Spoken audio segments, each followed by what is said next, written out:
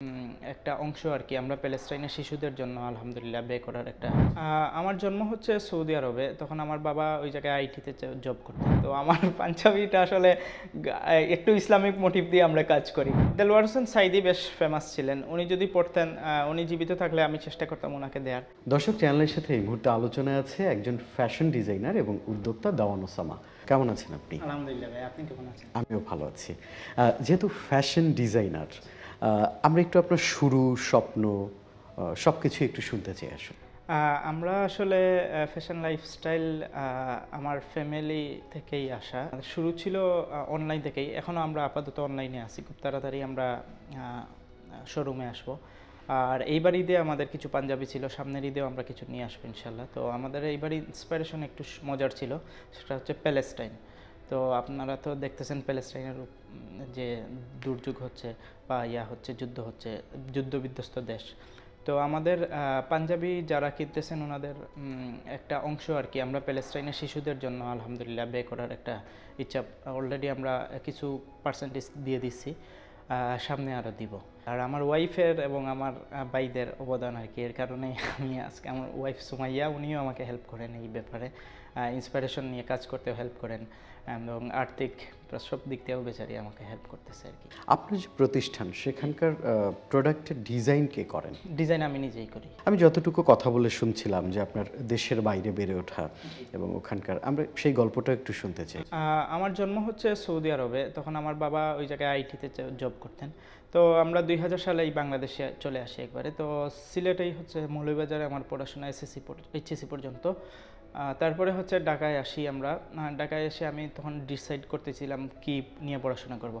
তখন আমি চাইছিলাম হচ্ছে চারুকলায় পড়বো। আমি ছোটোবেলা থেকে একটু ড্রয়িং করতাম। তো ফ্যামিলির সাপোর্ট, একটু কনজারভেটিভ ফ্যামিলি, তো ওনারা চারুকলায় দিবে না। তখন আমার ভাইরা, যাদের কথা বললাম, আমার আতিক ভাই, উনি আমাকে বললেন যে তুমি ফ্যাশন ডিজাইনে পড়তে পারো, যেহেতু তুমি ড্রয়িং করতে পারো। উনি লন্ডন থাকেন।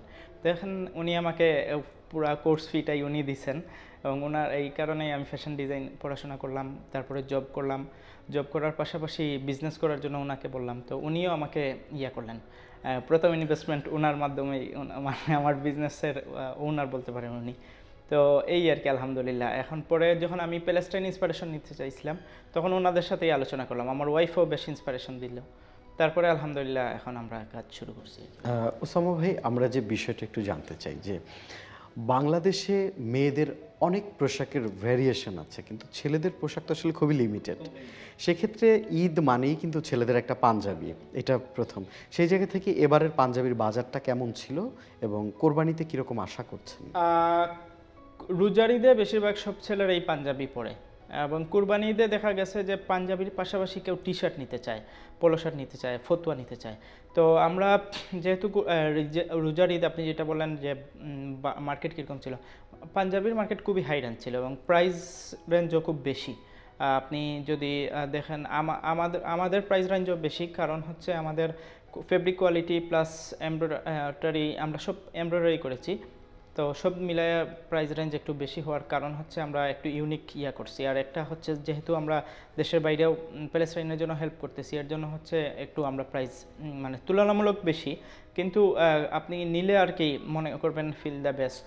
প্যালেস্টাইনে যে যুদ্ধ বিধ্বস্ত মানুষদের সহযোগিতা করার জন্য আপনার কোম্পানি থেকে বা অনলাইন থেকে একটা সাপোর্ট করেন, সেটার আসলে ভ্যালিডিটি কি? এরকম তো যে কেউ বলতে পারে যে আমি সহযোগিতা করব, আমার কেনেন, মানে এটা একটা মার্কেটিং পলিসিও তো হতে পারে। আমাদের হচ্ছে যখন আমাদের যে আপনার কন্ট্রিবিউট তো করতেছেন, এটা যেটা যাবে সেটা হচ্ছে আমাদের ফ্ল্যাগ, মানে আমাদের ফ্যাশন লাইফস্টাইলের লোগো সহ একটা খাম বা বক্স থাকবে ওই জায়গায়, এবং এটা ভিডিও করে আমরা তখন পাবলিশ করবো আর কি। তার মানে যেটা বললেন যে এটার একটা সত্যতা তুলে ধরার জন্য পেজে আপনারা এটার একটা প্রুফ রাখবেন।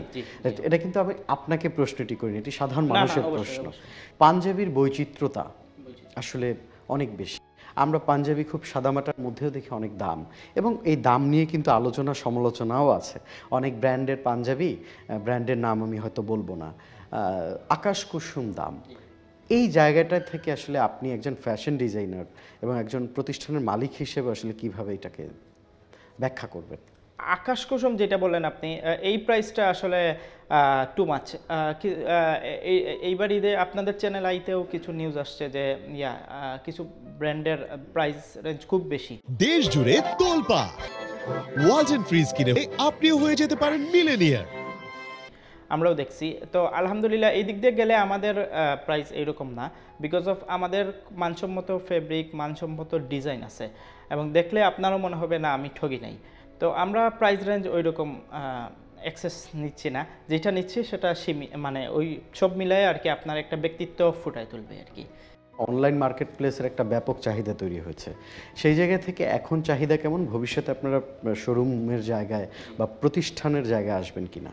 হ্যাঁ, অবশ্যই আমরা প্রতিষ্ঠানে আসতে হবে, কারণ হচ্ছে আমাদের বেশিরভাগ কাস্টমাররা আলহামদুলিল্লাহ একটাই প্রশ্ন করে আপনাদের শোরুম কোথায়। কেউ কেউ আমার বাসায়ও আসছেন প্রোডাক্ট দেখতে। অনলাইনে দেখার চোখের দেখার মধ্যে কিছুটা হলেও তফাৎ থাকে, সেই জায়গা থেকে কি মনে হয় একজন ফ্যাশন ডিজাইনার হিসেবে আপনার প্রোডাক্টটা বাংলাদেশের কারা গায়ে পড়লে আপনার মনটা একটু ভালো লাগতো বা নিজেকে ধন্য মনে হতো? তো আমার পাঞ্জাবিটা আসলে একটু ইসলামিক মোটিভ দিয়ে আমরা কাজ করি। দেলওয়ার হোসেন সাইদি বেশ ফেমাস ছিলেন, উনি যদি পড়তেন, উনি জীবিত থাকলে আমি চেষ্টা করতাম ওনাকে দেওয়ার।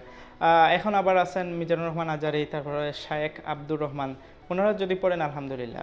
আমার যেহেতু ইসলামিক মোটিভ এবং আমার বাসা যেই জায়গায়, আমার বাসার মসজিদের হুজুরকে আমি প্রথম উপহার দিয়েছিলাম, তো উনি দেখে খুব খুশি হয়েছেন। উনি বলেছেন ওনারা বেশি এমব্রয়ডারি পছন্দ করেন না, কিন্তু আমারটা পড়েছেন উনি, পরে ওনার খুব ভালো লাগছে। আপনার যে ব্যবসায়িক যাত্রা, আপনার সহধর্মিনীর অবদানের কথা আপনি বলছিলেন, সেখান থেকে আসলে ব্যক্তি জীবনে একজন পুরুষের সাফল্যের পেছনে আসলে বউয়ের অনুপ্রেরণা কতটা দরকার? বউয়ের অনুপ্রেরণা ইম্পর্টেন্ট, বিকজ অফ আপনি সারাদিন একটা চিন্তা করে বাসায় গেলেন, এখন আপনি হয়তো গুগলে দেখবেন বা ইন্টারনেটে দেখবেন, কিন্তু এই স্যাটিসফ্যাকশনটা আসে না যদি ওয়াইফের সাথেও, এবং ওয়াইফ যদি আপনাকে বুঝে এবং সুন্দর যদি আইডিয়া দিতে পারে, তাহলে এটা খুব সুন্দর।